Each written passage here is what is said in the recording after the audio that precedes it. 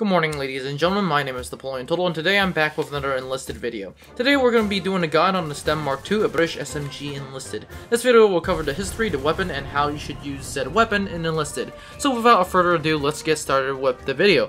But that said, this video has been made possible for friends at Discord, meaning that if you haven't liked, subscribed, or joined the Discord, I highly suggest that you do. But that said, let's finally get started with the British Sten Mark II.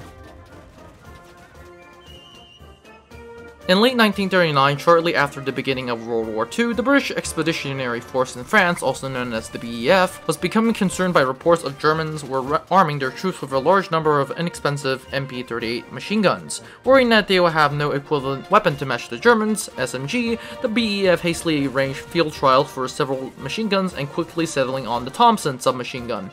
The British Ordnance Board proceeded to order quantities of Thompson SMGs from the United States. However, after the BEF's retreat from France in 1940, the army realized that a cost-effective, domestically produced SMG was required to match the MP-38's production fire rate. Initially, the Lancaster, a copy of the German MP-28, was developed and then adopted by the Navy and the Air Force, but was declined by the Army, who desired a cheaper gun. The Army became invested in a design being developed by the RSAF Enfield, commissioned by the head of the small arms company, Major Riley von Shepard, and designed by draftsman Harold John Turpin.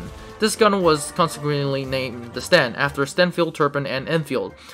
In January 1941, the first prototype Stens were ready and were tested at Enfield on the 10th and 21st. The armor was equipped to approve the weapon and was taken into service. This first iteration was known as the Mark I and incorporated a wooden furniture, a hinged foregrip, and a flash hider. These features were deemed to be inextensive, and in August 1941, the cheaper Mark II variant was demonstrated at Pinedale.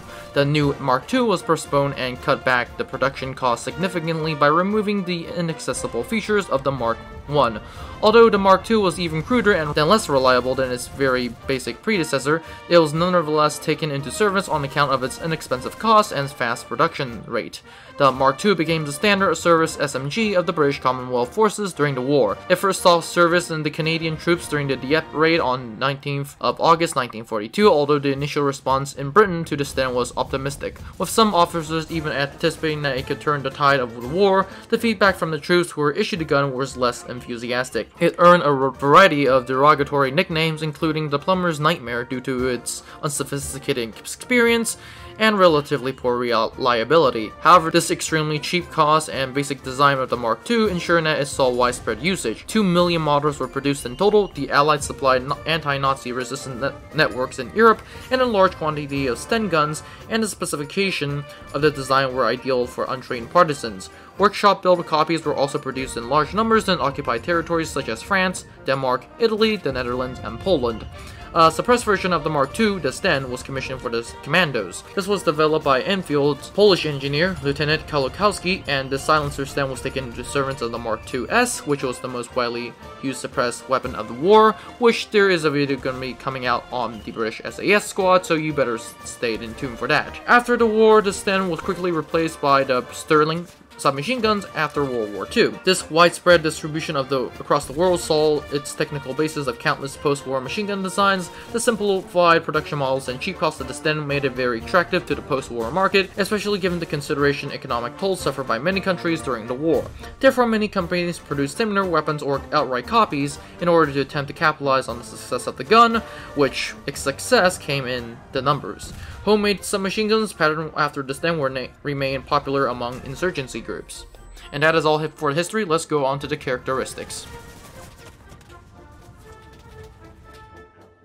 In terms of the characteristics, the Sten was incredibly basic, blowback operated submachine gun that fired from an open bolt with a fixing firing pin.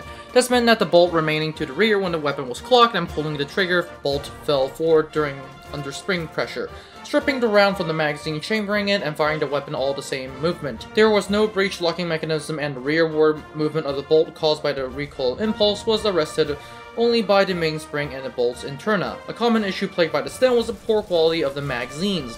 These dual stack were made from stamper steel, and the build quality of the magazines was very brittle, and the felt tips were prone to malfunctions and caused frequent stoppages. These were also subsequently destructive to sand, mud, and caused interior friction of the weapon and movement of the bullet feed. These problems were exacerbated by the common tenacity among troops to use the magazine as a forward grip. That said, the Sten could also accept MP40 magazines without modification, which allowed users of the Sten to requisition ammo and magazines from the captured German stockpiles or fallen enemies. The Mark II was the cheapest and the most common variant of the Sten. It was especially the same as the Mark I in terms of design, but was simplified due to the reduction of manufacturing costs. Even so, the Sten Mark I and the Sten Mark II were detachable 2-groove barrels rather than the 6-groove barrels seen on the Mark I models, and there was no wooden furniture on the Mark II. The result was an incredibly simple, light, inexpensive, and very effective submachine gun. There were approximately 2 million of the Mark IIs produced overall. And that is it for the characteristics. Let's move on to the stats.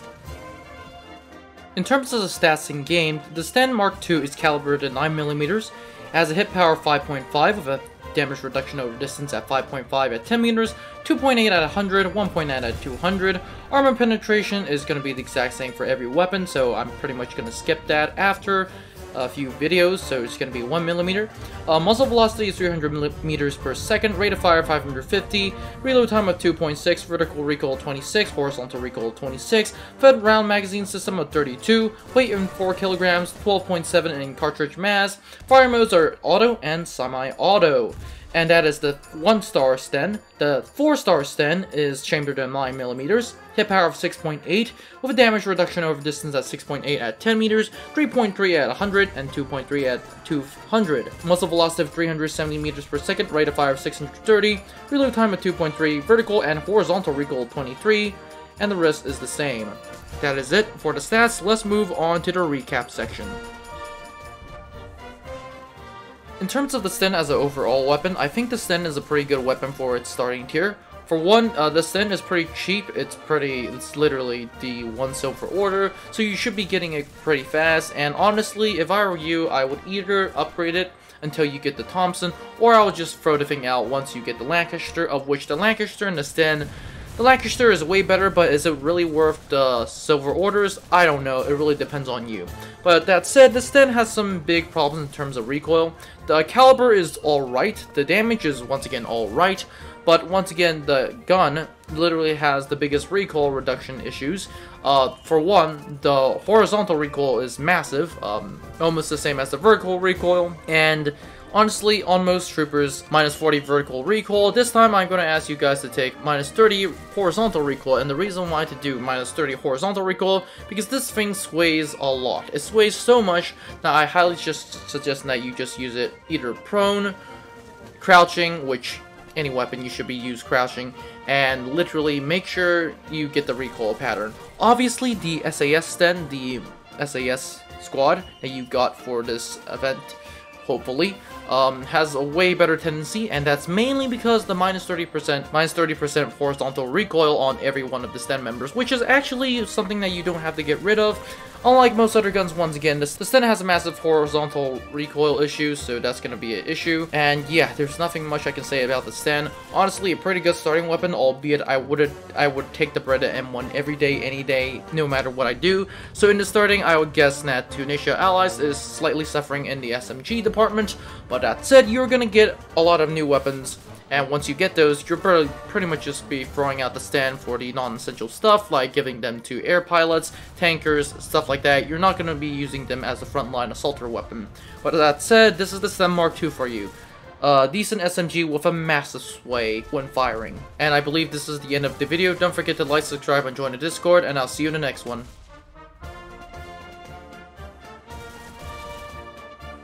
Now before you leave, I would like to thank you very much for watching this video.